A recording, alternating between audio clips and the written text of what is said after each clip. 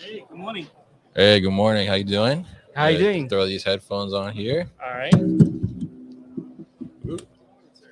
There we go. All right, so I'm joined in the booth here by Long Wong, Yeah. and he is from CoEvolution. Yep. Long, we're live here on LinkedIn, so say Hey. hi, say good Hi, morning. everybody. Good morning. Good Thanks. morning. Yeah. So, day two, ProMat. How are you doing? I'm doing good. Yesterday was it's a long day, but it's very exciting. Yeah. Yeah. Yeah, definitely exciting getting all this stuff together and seeing it all come together too. I think you guys are exhibiting as well. I don't, were you here over the weekend or? No, I came in on the weekends and we're busy like getting things to work. Yeah, Last minute stuff, getting the robots to actually play nice with each other. play nice. Yeah, that's a good thing. We don't want them to play bad with each other. Yeah. But yeah, I think it's interesting. And we look over the weekend, like we came in Sunday and set up here, and everything is kind of like still all over the place. And I then like all know. of a sudden Monday morning, it's like, That's and my everything's impression. good. Yeah, Yeah. our team work hard. They work until like midnight on Sunday night. All right. Kudos to the team then, right? Thanks. So tell us a little bit about you're with CoEvolution. So tell us a little bit about CoEvolution. We've never had you on the podcast before. Yeah, we're kind of new to the US, but Hmm. we've been around in China for a while. Yeah. So we are what I just said, like we make the robot play nice with each other. That's essentially what we do. Okay. Yep. So what's happening is that like a lot of the robot installations at warehouse or factories, Hmm. there's kind of like single robots, they're doing a specific task, Right. specific process. And as a lot of operators, as they need more different functions, they want to go more automations. Hmm. Like you may want to engage with different vendors, right? Yeah. Having different robots. So they ran into the challenge of having to manage multiple technical integrations with Hmm. the WCS or RCS, and also the robots. They are kind of running inside of, right? So it's like Okay. this Right. robot is doing this and this. Give an examples like if you have a robot arm Mm. unloading from the truck, you palletize it.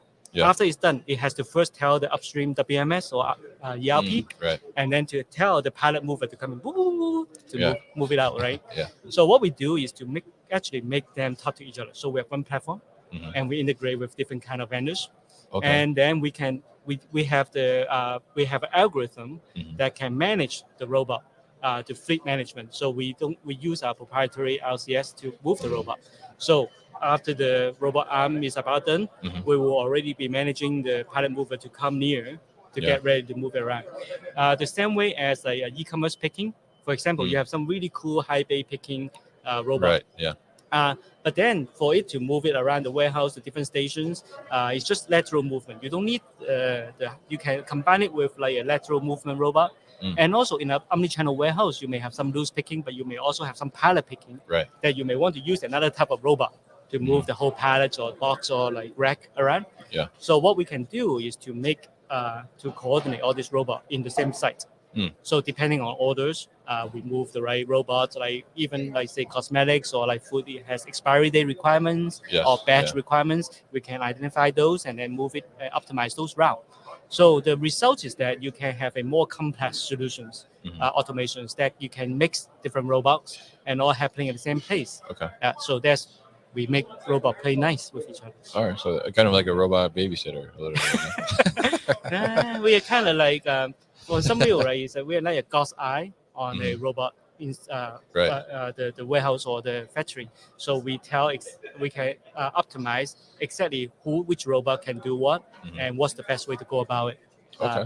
So the technology actually is quite complicated as you can imagine. I mean, like any travel salesman type of algorithm is Mhm. actually quite complicated to optimize, Yeah. and in a short amount of time with all this volume as well. Mm. So we have honed ourselves in China, in Asia, with like large e-commerce volume, especially Right. during the big sales, like with thousands times of normal day orders Mm. on a peak day. So we have honed ourselves on that architectures to able to move at that volumes. We can manage over 1,000 robots on the same field, Oh wow. calling Okay. together, Yeah. and use some AI technology and have the heuristic optimization routing, Hmm. so to make it happen. Interesting. So I mean, you kind of are the glue that brings the robots together in a sense, right? And Yeah. so I mean, with this system, so you don't actually have your own robots, like you're bringing other partner robots in and, Yep. and able to get them to communicate to each other Yeah, to, we to have. make it more efficient, right? Yeah, we have integrated with more than 20, 20 some robot vendors, Yeah. including both Chinese and American, Europe ones. Mhm. And so we welcome to work with more robotic partners, right, to Okay. come up with a better solutions to Right. meet the customer's needs. All right, interesting.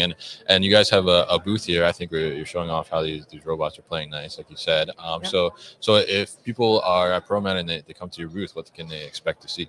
Okay, so in our booth we have we're in North 7530, and we have brought over to 6 type of robots, like robot Okay. from 6 different vendors. They are all playing nice with each other, doing their jobs, Yeah. coordinating with each others. So you can come and see us live doing that. Okay. All right. Great. And we're looking here at the show, and obviously you guys are involved with robotics, and there's a lot of robots here. Yep. I would say all over the show, right? So when you look at the landscape here as someone that's involved in robotics Yep. and looking to partner with robotics companies, I'm curious what robotic solutions or automation solutions that we see out here are grabbing your attention. Yeah, so what we see is that there's a lot of new hardware vendors that are showing off their innovations. I think we can see a lot of the technology that has been greatly improved in the last few years. Um, so some driven out of the continued development and investment in the industry, and some driven out of the business requirements where in the post-pandemic world, right, you have more warehouse supply chain reconfiguration innovations that to deal with the shortage of laborers, to deal with the whole omni-channel environment that drive more complex business requirements. Right. So like you have a lot more vendors like coming up with solutions to help with that, and that complexity really need to get managed. Like we need to help managing that complexities, and we're hoping to play a part in that. Yeah, definitely. And I guess to that point too, if someone is, because I'm sure this is the case for a lot of attendees here, right? They're coming in and seeing, like either they're saying I need to get into automation or I need to continue my automation journey, and they're looking for new solutions to bring in. Obviously there's not really a one size fits all, I would say. So like what you're providing obviously helps to ensure you can bring these different solutions together. So what would be your advice to someone attending with that mindset that's looking and thinking like, oh, well, I already have, this robot, can this robot integrate with the robots that I have and communicate? I mean, what would be your advice to someone in that situation, and how should they kind of think about that?